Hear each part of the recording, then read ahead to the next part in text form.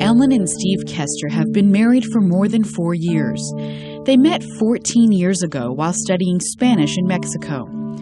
Early in their relationship, they talked about having a family, but decided they would wait until the time seemed right. When we got married, we knew we weren't ready to have children then. We were both pursuing our educations and careers, and we keep a very busy pace. We didn't make a conscious decision to have children later in life. We just made a conscious decision to live our lives, to do things we wanted to do, such as our education. We traveled together before we really got serious about thinking about a family. Ellen and Steve thought that starting a family while in their 30s would be okay. Pregnancy is something that has to happen when a couple's ready for it. And so there are no blanket recommendations. We can't say you should get pregnant before you're 35 or before you're 38. But what couples really do need to understand is they need to understand the information.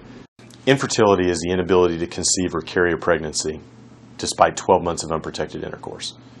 So we know that 88% of couples in the United States who attempt pregnancy for 12 months will conceive and will be able to deliver.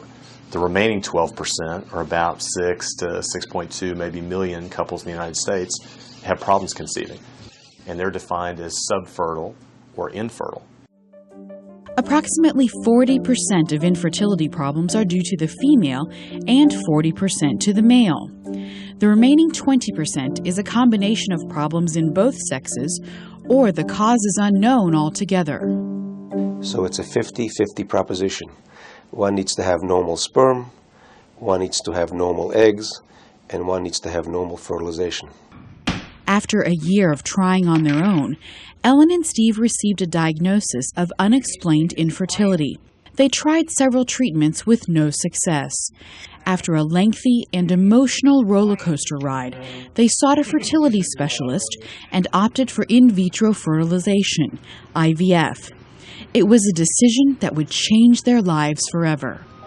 Hello, Catherine. Catherine arrived 2 weeks early.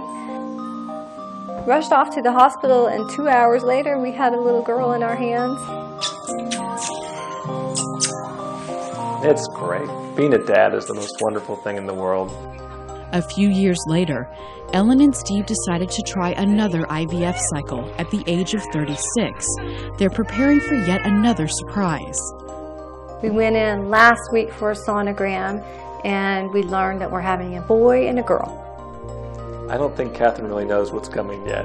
She's the center of our universe, and she's been accustomed to being the queen of the household, so there'll be a little bit of an adjustment, no doubt, when the twins come.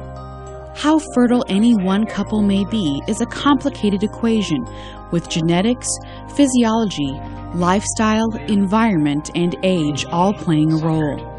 And though doctors examine all male and female fertility issues, unfortunately not all couples will be able to conceive despite the best medical science has to offer. Still, experienced fertility counseling may be a couple's best chance for success.